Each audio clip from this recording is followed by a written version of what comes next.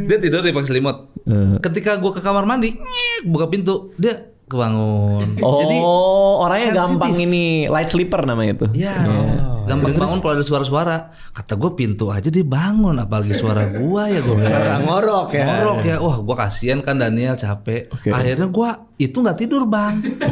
Gue Karena lo kasihan. gue kasihan. Anjir lucu banget. Gue kasihan bang. Akhirnya gue pesen Gojek ke kafe daerah deket hotel itu. Terus